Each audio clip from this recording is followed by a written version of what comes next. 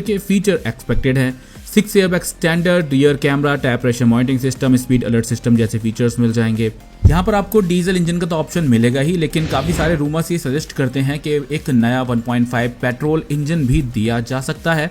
हालांकि ये कंफर्म नहीं है, अभी डीजल इंजन कंफर्म है जैसा बोलेरो में मिलता है।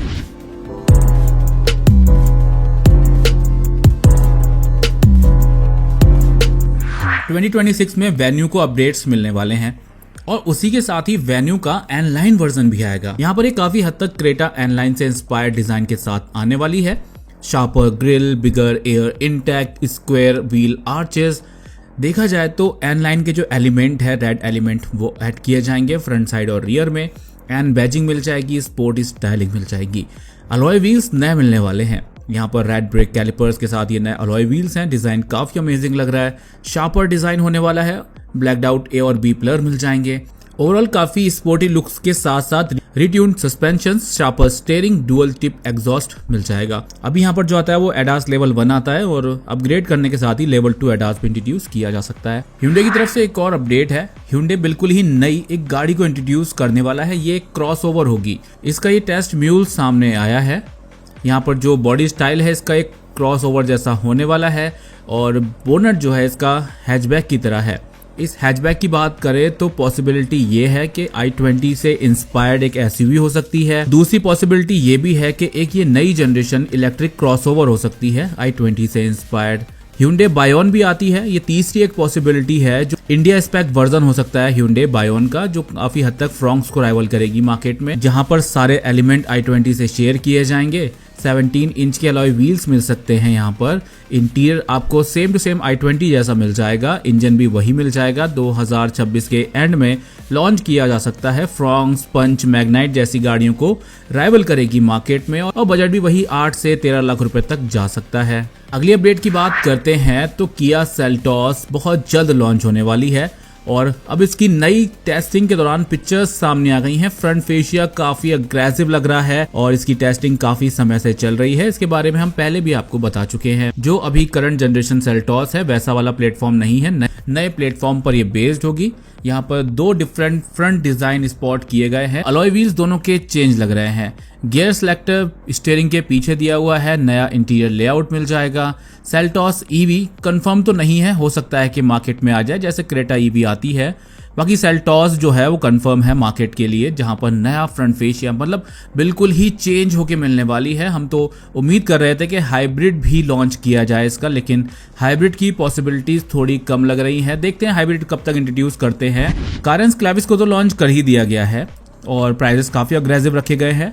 लुक्स शानदार है। रोड प्रेजेंस भी काफी प्रीमियम फील देती है। देखा जाए तो अब ईवी वर्जन इसका जुलाई अगस्त में लॉन्च कर दिया जाएगा। वही 16 से 18 लाख रुपए के आसपास तक बेस वेरिएंट और 23-24 लाख रुपए में टॉप वेरिएंट मिल जाएगा। यानी कि आपको एक 7 सीटर इलेक्ट्रिक एमपी भी मिल जाएगी, वो भी अच्छे बजट में 25 लाख रुपए के नीचे। दूसरी तरफ कारेंस का जो आइस वर्जन है उसका जो फ्रंट फेशिया है उसी तरीके का ईवी में आपको मिल जाएगा। बाकी अलॉय व्हील्स चेंज होंगे।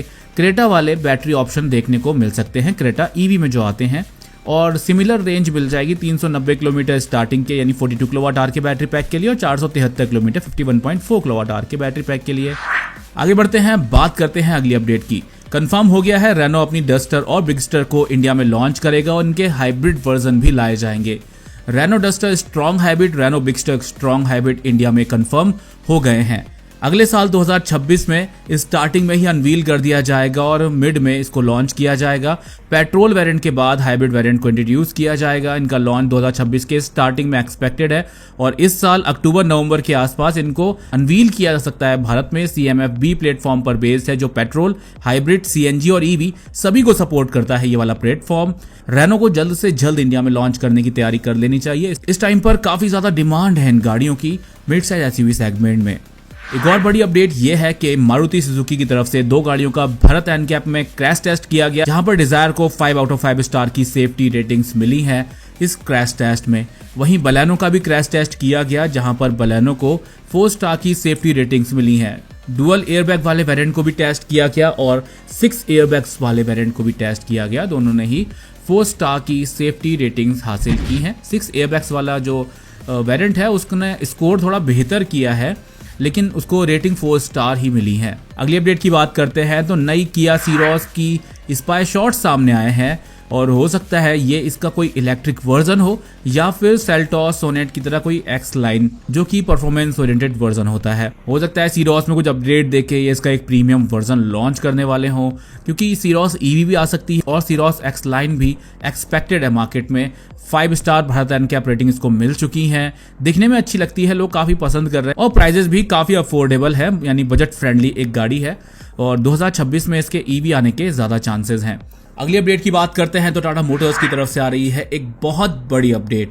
2030 तक का प्लान टाटा मोटर्स ने अनवील किया है। 2030 तक काफी सारे नए मॉडल्स आने वाले हैं, यानी 30 नए मॉडल आने वाले हैं, जिसमें 7 ब्रांड न्यू मॉडल होंगे जिनको आज से पहले कभी नहीं देखा गया है। लॉन्च से पहले उनको कभी नहीं देखा गया है, बिल्कुल ही नए मॉडल होने वाले हैं। और उसके अलावा 23 लाइफ साइकिल अपडेट्स मिलेंगे, जिनमें कुछ फेसलिफ्ट होंगे, इंजन अपग्रेड्स होंगे। ये 23 लाइफ साइकिल अपडेट्स और 7 ब्रांड न्यू मॉडल्स मिलके 30 नए लॉन्चेस बनाते हैं, जो भारत में होने वाले हैं आने वाले 5 सालों के अंदर। हर साल आपको 5-6 नए लॉन्चेस, 5-6 नए अपडेट्स देखने को मिलने वाले हैं टाटा मोटर्स की तरफ से। और जो कंफर्म नेम प्लेट्स हैं वो सियरा आइस और ईवी दोनों हैं और अवन्या ईवी रेंज बहुत जल्द लॉन्च की जाएगी। ये हमने आपको पहले ही भारत मोबिलिटी ग्लोबल एक्सपो में बताया था इसके बारे में। संडे कार न्यूज में भी 1-2 बार हम इससे पहले भी बता चुके हैं। जो अवन्या है ये डेडिकेटेड ईवी प्लेटफॉर्म है, स्केटबोर्ड, जो काफी स्पेशियस भी है और टेक लोडेड ईवीज के लिए डिजाइन किया गया है स्पेशली। इसके अलावा 2 नए आइस वेरिएंट आएंगे, जिसमें small SUVs, mid size SUVs शामिल हैं। साथ ही साथ 2 ईवीज आने वाली हैं, जिसमें एसयूवी और एमपीवी भी हो सकती हैं। इनको अभी रिवील किया जाना बाकी है।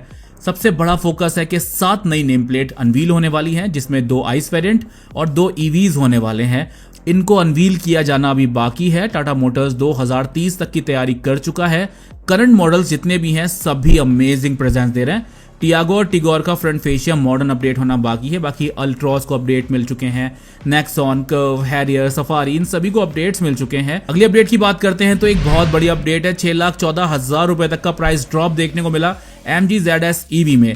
जून 2025 के लेटेस्ट प्राइसेस आप देख सकते हैं। यहाँ पर 1 लाख रुपए से लेकर के 6,14,000 रुपए तक कम किए गए हैं। 18 लाख रुपए से शुरू होकर के 20.5 लाख रुपए तक जाते हैं। काफी बड़ा प्राइस कट है और हो सकता है, हमारा एक अंदाजा है कि जो ग्लोबल मार्केट में इनका ES5 प्रोडक्ट आता है, जो कि एक मिड साइज एसयूवी है, premium features, luxurious road presence के साथ आता है, उसको शायद ये JSW MG मोटर्स इंडिया में अनवील करें उसको और रिप्लेस करें ZS EV से। इसीलिए इतने बड़े डिस्काउंट दिए जा रहे हैं। और ZS EV कमाल की रेंज देती है, रोड प्रेजेंस शानदार है और स्पेशियस है, रेंज अच्छी मिल जाती है। तो हर तरीके से एक बेहतरीन SUV है ये इलेक्ट्रिक सेगमेंट में। अगर आप अभी भी लेते हैं तो कोई देर नहीं हुई है, रोड प्रेजेंस शानदार मिलती है, मॉडर्न अपडेट्स मिल चुके हैं।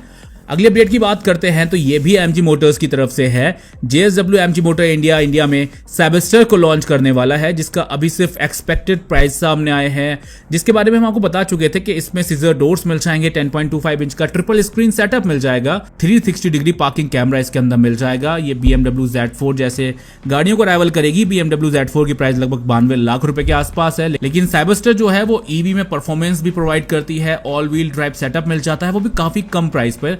हम उम्मीद करते हैं कि 80 लाख रुपए के आसपास या इसके नीचे ही इसको लॉन्च किया जाएगा। अगली अपडेट की बात करते हैं तो MG और महिंद्रा के बाद अब टाटा मोटर्स भी लाइफ टाइम वारंटी दे रहा है अपनी हैरियर EV की बैटरी पर। MG ने सबसे पहले अपनी विंजॉर EV के साथ लाइफ टाइम बैटरी